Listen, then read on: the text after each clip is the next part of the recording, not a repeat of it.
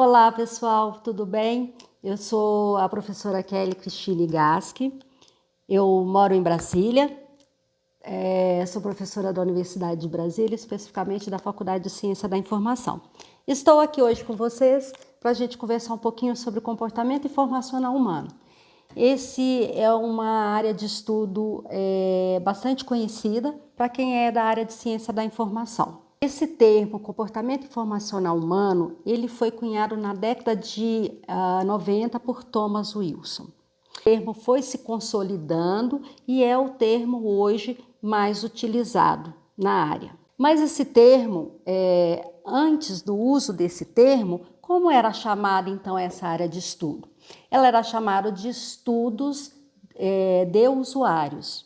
Dentro dessa área havia, por exemplo, busca da informação, necessidade da informação, transferência de informação.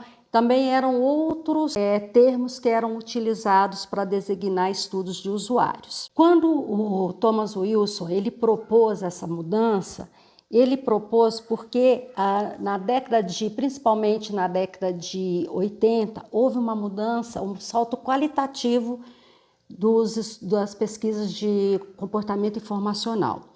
Houve, por exemplo, uma diferença de abordagem metodológica muito grande. A mudança foi muito ampla. Houve também uma abrangência dos grupos de estudos. Antes eram estudados só os pesquisadores, especialistas e técnicos, e depois começou a estudar uma grande quantidade de grupos, estudantes dos vários níveis de ensino, donas de casa, determinados profissionais. A abrangência foi muito grande.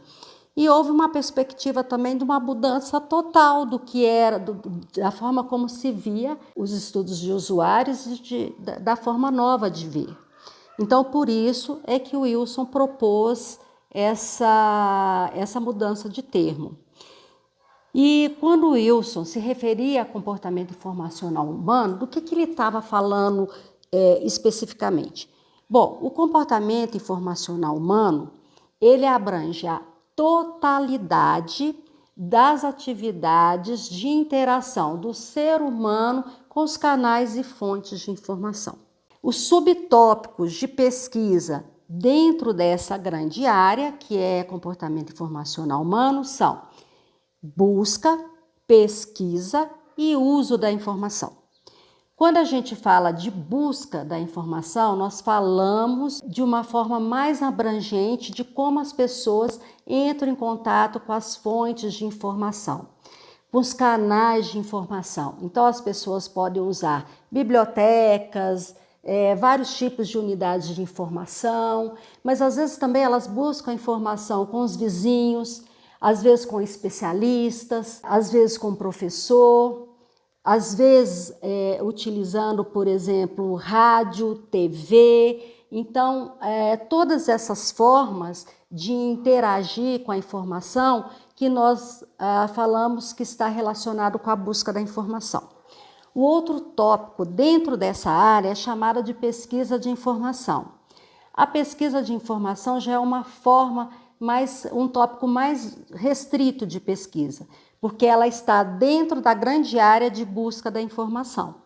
Esse tipo de interação com os canais e fontes de informação, eles ocorrem basicamente da interação entre o ser humano e os sistemas de informação. Esse tipo de pesquisa, por exemplo, são estudos sobre como as pessoas usam determinados portais, como as pessoas utilizam determinadas bases de dados, quais são os obstáculos que as pessoas têm em relação para buscar informação nessas bases, né? Quais são as estratégias que as pessoas utilizam. Então, veja bem, a pesquisa de informação ela tem um foco mais restrito do que a busca e ela está relacionado especificamente à questão da interação com a máquina. O outro tópico de pesquisa é uso da informação. O uso da informação, tradicionalmente, ele não é muito utilizado na área de ciência da informação. Normalmente as pessoas estudam mais sobre o uso da informação dentro da área de educação, dentro da área de psicologia, porque o uso da informação significa a forma como você vai apreender a informação, ou seja, como você vai transformar a informação em conhecimento. Então, nós falamos de informação, aprendizagem e conhecimento. Aquisição da informação. Então, tradicionalmente, quando você começa a fazer o levantamento das pesquisas, você vê que tem muito mais pesquisas relacionadas à busca e pesquisa da informação do que o uso da informação. Essa é a área de abrangência de estudos de comportamento informacional humano. Quando a gente faz uma retrospectiva desses estudos, a gente consegue perceber que é possível a gente caracterizar 3 grandes fases subjacentes a essas pesquisas. Quais são essas 3 grandes divisões ou fases? É a perspectiva behaviorista, a perspectiva cognitivista e a perspectiva multifacetada. Vou falar um pouquinho sobre essas perspectivas, porque essa forma de ver o homem, de ver como o homem se comporta, de como o homem aprende, ela tem um impacto grande na forma como a gente faz ciência. E foi isso que aconteceu na área de ciência da informação, como em todas as outras áreas científicas. Então, os primeiros estudos que ocorreram na década de 50, na década de 60, eram classificados como uma perspectiva behaviorista. E isso era denominado para um conjunto de saber fazer específico. Essas pessoas que faziam pesquisa nessa perspectiva, elas tinham o foco principalmente no sistema de informação e não na pessoa. A pessoa era considerada como um agente passivo, ou seja, a pessoa reagia a determinados estímulos. Ele não era uma pessoa guiada por objetivos, não, ele reagia. Nessa perspectiva também, eles estavam estudando principalmente as pessoas que usavam a informação científica e tecnológica. Quem são essas pessoas? Os pesquisadores. Hoje a gente tem uma abrangência muito grande, abrange vários tipos de profissionais, vários tipos de estudantes, pessoas excluídas, enfim, tem uma abrangência muito grande na área de estudos. Mas antes elas se restringiam a pesquisadores e tecnólogos. Eles usavam também uma abordagem metodológica muito voltada para a estatística e a quantificação. Porque eles estavam preocupados, eles queriam fazer nessa época levantamento. Eles utilizavam, em geral, os questionários auto-administrados e esses dados eles eram tabulados de formas quantitativa. Isso é importante dizer porque a perspectiva behaviorista ela era muito preocupada, subjacente a essa perspectiva também está a filosofia positivista, que via a ciência como uma forma que deveria ser observável. Os estudos científicos eles deveriam ser mensurados, deveriam ser claros, não deveriam ser subjetivos, eles tinham que ser objetivos, eles deveriam ser neutros. Então, existia toda essa perspectiva científica atrás desses estudos. Com isso, a metodologia tinha ênfase na objetividade, na neutralidade, se compreendia a informação como algo também de significação constante. Então, todas essas características, elas eram predominantes na década de 50 e 60. A década de 70 foi um período de transição, foi um período em que se começaram a questionar esse tipo de fazer pesquisa, esse tipo de fazer ciência, e aos poucos as pessoas foram mudando, foram se preocupando com outras questões que eram importantes. Então a forma de fazer ciência na perspectiva behaviorista mudou completamente nessa outra perspectiva, que foi chamada de perspectiva cognitivista. Cognitivismo vem de conhecimento. O cognitivismo, ele, ao contrário do behaviorismo, que se preocupava somente com aquilo que era observável, ele se preocupava com os processos mentais superiores. Quais são os processos mentais superiores? Atenção, percepção, representação mental, tomada de decisão, resolução de problemas, memória. Então, o cognitivismo ele começou a estudar todas essas questões que eram ignoradas pelos behavioristas. Ele entendia um cérebro como uma caixa preta, ou seja, era inviolável, você só podia abrir aquilo, como acontece nos aviões, quando ocorre um acidente. Então, ou seja, quando a pessoa morre, você consegue abrir o cérebro, mas aí aqueles fenômenos já não estão acontecendo mais. As principais diferenças entre a perspectiva behaviorista e a perspectiva cognitivista. O cognitivismo, nós tivemos vários estudiosos e ele abrangia várias teorias. O Piaget foi um dos pesquisadores mais conhecidos. Ele tinha uma perspectiva do sujeito interagir com o próprio conhecimento e ele entendia que a experiência, que o sujeito não era uma tábua rasa, ele entendia esse sujeito numa perspectiva biológica, numa perspectiva evolucionista, em que o sujeito estava sempre construindo os conhecimentos. Era um sujeito, ele falava nas várias fases de desenvolvimento, o sujeito em determinadas fases da vida dele, ele tinha mais facilidade ou não para a apreensão de novos conhecimentos. Então isso está muito vinculado à perspectiva biológica. Então o Piaget foi um, Brunner foi outro pesquisador, Bandura, Vygotsky também foi outro pesquisador. Essa perspectiva de compreensão do ser humano, de como o ser humano interage com o mundo, ela impactou, ela influenciou várias outras pesquisas, inclusive a ciência da informação. Principalmente na década de 80, nós tivemos essa abordagem cognitivista. E quais foram as características dessa abordagem dentro da ciência da informação? Nessa década, nós passamos a utilizar o termo comportamento informacional humano. Todas aquelas mudanças que eu já citei.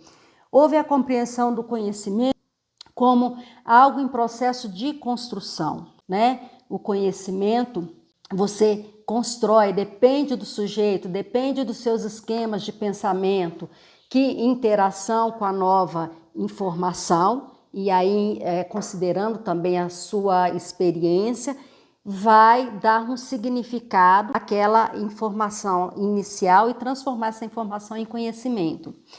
Então, há uma valorização dos valores individuais dos usuários. Os usuários são vistos como seres ativos, guiados por determinados objetivos. Os usuários entendem que ele tem um comportamento que se diferencia de acordo com a especificidade da situação. Há o surgimento também, na década de 80 e 90, de novas abordagens da área de comportamento informacional.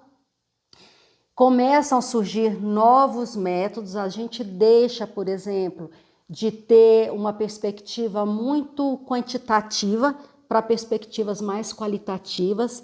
A gente deixa de usar só questionários e começamos a utilizar entrevistas, diários, técnicas do incidente crítico, etc. Então, houve uma amplitude das técnicas usadas para recolhimento dos dados de pesquisa. Houve também uma busca das características específicas de cada usuário e dos processos cognitivos comuns a esses usuários. Ao final da década de 80, nós começamos a mudar novamente, eles começaram a perceber que era preciso ver o mundo de uma forma mais ampla, de uma forma mais global, e isso também impactava a forma de fazer pesquisa. A gente começa a utilizar abordagens multifacetadas. A gente continua ainda com esse paradigma centrado no indivíduo, mas a gente começa a perceber que é importante verificar a ênfase dos diversos contextos, contexto social, organizacional, contexto cognitivo, afetivo, fatores linguísticos. A gente deixa de ser reducionista e vamos para uma perspectiva mais ampla. Isso, gente, acontece em todas as áreas da ciência. Esse processo, mudança do paradigma científico, ele começa a ocorrer no final da década de 70, começa principalmente na década de 90, ele começa a ser questionado por vários pesquisadores. Por exemplo, começa com Bertalan, na biologia, mas daí é seguido logo por Morin, por Varela e vários outros pesquisadores. Então, a ideia é essa, de ver a ciência de uma perspectiva mais ampla, de uma perspectiva mais global, não de uma forma reducionista. Eles começam a perceber que aqueles valores que a gente antes tinham como importantes, que era neutralidade, objetividade, isso é impossível. A gente começa a perceber que o pesquisador, ele não é só um sujeito que atua de forma independente sem influenciar a pesquisa. Como assim? O sistema cognitivo dele, as experiências dele, a forma de olhar, a forma de interpretar aquela pesquisa, começa a ter um novo significado. Ou seja, a pesquisa é sim influenciada pelo pesquisador, né, o tempo inteiro. Ela não é uma coisa neutra, objetiva. Ela tem alguns vieses, por exemplo. Essa abordagem nova, uma atenção especial ao contexto, à influência social, né? A gente começa a perceber, a ampliar os grupos estudados. Aquele fenômeno, ele é preciso ser estudado de vários contextos, de várias abordagens. E a gente compreende o comportamento informacional como um processo. O ser humano está num processo contínuo de busca e uso da informação. O tempo inteirinho ele está nesse processo. E em decorrência disso tudo, há um maior número de pesquisas, maior número de pesquisadores e maior abrangência também de países pesquisando esses fenômenos. Logo no começo era muito assim, alguns países da Europa e Estados Unidos sempre esteve à dianteira, e não, e agora há uma explosão de estudo em vários outros países. A caracterização que a gente faz dos estudos de comportamento informacional, que a gente consegue ver as características principais do behaviorismo, cognitivismo e multifacetado, é importante a gente perceber que essa categorização é uma forma de aprender. Elas são flexíveis. Então, existem alguns estudos que ficam ali na fronteira. Nem por isso a gente pode deixar de considerar esses estudos.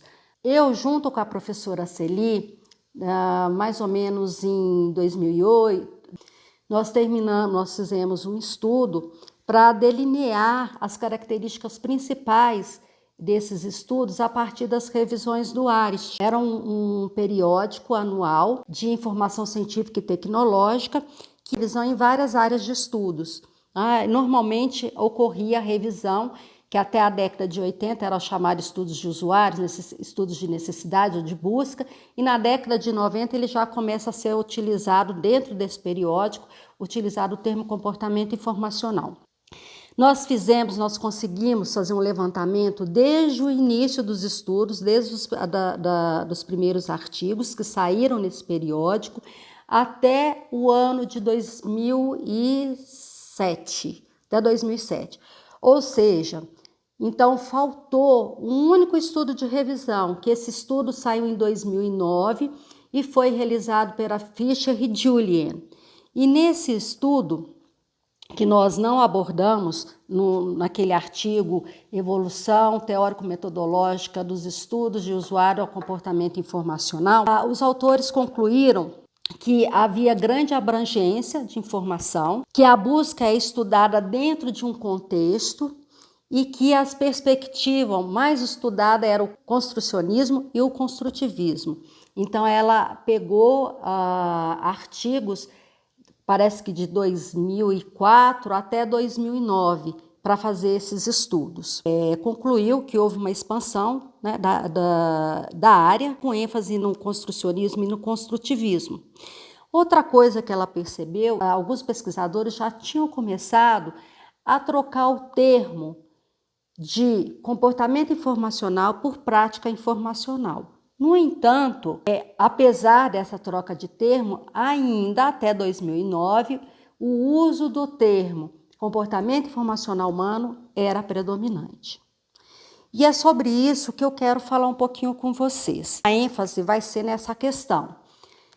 Já me perguntaram, professora Kelly, o que você acha do uso do termo prática informacional no lugar de comportamento informacional humano? Eu acho que a gente precisa refletir muito sobre essa questão antes de sair trocando o termo. 30 anos agora, a gente mudou de termo para comportamento informacional humano. Não tem muito tempo, acho que foi principalmente a partir final da década de 90, começo de 2000, que começou a haver consolidação desse termo. Quando a gente muda um termo, há uma instabilidade da área, porque as pessoas às vezes não sabem se estão falando da mesma coisa. Espera aí, nós estamos falando da mesma coisa ou de coisa diferente? Porque nós estamos usando conceitos diferentes. Será que esses conceitos com nomes diferentes eles representam a mesma coisa ou não? Ou há algumas diferenças? Então isso causa uma certa instabilidade. E pensando sobre essa questão, então a minha proposta é que se reflita profundamente sobre essa necessidade de mudança de termo e mais ainda se esse termo prática informacional ele é adequado. Eu tenho 3 fundamentos para isso, para questionar o uso desse termo. O primeiro, quando as pessoas, na década de 80, na década de 90, quando subjacente às pesquisas de comportamento informacional, tinha subjacente a isso o cognitivismo. Quando a gente fala de cognitivismo, nós estamos falando de processos mentais superiores. Nós estamos falando de vários tipos de teoria. Nós estamos falando desde Piaget até Vygotsky. E o que a gente percebe? Que alguns autores incluem, por exemplo, essa perspectiva interacionista social, que Piaget é um dos maiores expoentes. Né? Outros autores não, eles entendem que o cognitivismo poderia ser encabeceado aí pelo Piaget, Brunner, etc., mas não inclui essa parte social. Então, o que significa isso, gente? Significa que, às vezes, a categorização, ela pode ter problema. Quando a gente categoriza, é uma forma da gente entender determinado conceito. Mas, às vezes, existem problemas com a forma como a gente categoriza, porque há algumas ideias, quando a gente fala, por exemplo, de cognitivismo, a gente tem algumas teorias que têm uma predominância forte de características cognitivistas. Outra tem aquelas características, mas aquilo vai se diluindo. E aí, a dúvida é, isso é cognitivista ou a gente chama isso de outra coisa? A gente precisa estar muito atenta ao que a gente chama de patologia fronteiriça das categorias, porque a gente tenta juntar algumas coisas e, às vezes, essa junção de coisas tem problema. Então, para falar que a categorização, ela não é absoluta, ela é flexível. Eu estou falando de prática informacional porque ela está ligada ao interacionista e já é uma outra perspectiva que não é cognitivista, a gente precisa deixar isso claro. Eu entendo o meu cognitivismo, assim como o professor Marco Antônio Moreira, ele entende o cognitivismo como um grande guarda-chuva que abriga várias teorias, desde Piaget até Vygotsky. Esse é o primeiro ponto, é a gente considerar que as categorias elas não são absolutas. É uma forma de entender o mundo. A gente utiliza a categoria para fazer uma economia cognitiva, por exemplo. A outra questão que, para a gente pensar um pouquinho sobre a adequação do conceito de prática informacional diz respeito ao construcionismo. O Fischer e Julian, eles explicam que a prática informacional ela se fundamenta no conceito de construcionismo. E o construcionismo ele é um conceito que ele é difícil de definir, porque alguns teóricos do construcionismo colocam como fundamento principal é que o conhecimento se constrói pela interação social. Mas como assim? Tem várias outras teorias do conhecimento em que há essa perspectiva do conhecimento construído socialmente. Então, a questão seria perguntar assim, mas de que tipo de construção nós estamos falando? Porque a construção social do conhecimento não é uma característica só do construcionismo. Vamos lembrar aí do Vygotsky, por exemplo. A perspectiva do Piaget, o predomínio dele é no esquema cognitivo, mas ele não exclui essa questão social, essa questão cultural. Então, essa é a primeira crítica. Será a interação social exclusiva do construcionismo? Não é. Não é. Ela é característica de outras teorias. Então, essa é uma crítica ao construcionismo quando a gente fala de difícil definição. A outra questão que a gente não pode acreditar que a impossibilidade do ser humano construir conhecimento sem estar dentro do âmbito social. E aí alguns autores falam dessa perspectiva do salto qualitativo, da criatividade humana, de como ele consegue fazer isso dentro de uma perspectiva imaginária. Um autor especificamente, ele fala sobre a teoria da relatividade. Não existia nada, não tinha no mundo. E mesmo assim ela foi concebida. Então, ela foi decorrente da imaginação, né, de alguém. Então, ela não foi criada numa perspectiva social. Então, essa é a segunda crítica. Tem um artigo do Castagnon, que é de 2004, que ele faz várias críticas, mais de 10 críticas à questão do construcionismo. Eu acho que é importante a gente ler isso para se fundamentar mais. E, por fim, o terceiro ponto que eu coloco é a mudança paradigmática da ciência. Então, a partir da década de 70, a gente começa, a partir de Bertalanffy, né, ele começa a questionar esse tipo de ciência. Como assim uma ciência objetiva, uma ciência neutra? A gente sabe que não é nada assim. Quando eu vou fazer uma interpretação dos dados, eu vou fazer aquela interpretação de acordo com a experiência que eu tenho. Então, essa ciência, ela sofre o impacto do pesquisador. Então, ela não é objetiva, então ela não é neutra. E outra coisa também, a gente começa a ver que a ciência também, ela traz problemas. Ao mesmo tempo que ela traz o progresso, ela traz problemas, porque ela é criada pelo próprio homem. Essa nova forma de ver a ciência, de uma perspectiva, eu diria, mais realista, ela começa a consolidar, principalmente a partir da década de 90. Ela começou com Bertalanffy, Maturana, Varela. Na década de 90 aí a gente tem o Morin, enfim. A gente começa a perceber que a gente precisa mudar a forma de ver ciência. E essa forma nova de ver ciência, ela está muito preocupada com a necessidade do pesquisador ter uma visão mais global de alguma coisa, daquele fenômeno dentro de um determinado contexto. Porque na ciência tradicional, o que a gente faz? A gente reduz, é uma ciência reducionista, a gente separa as partes para poder entender aquele pequeno fenômeno.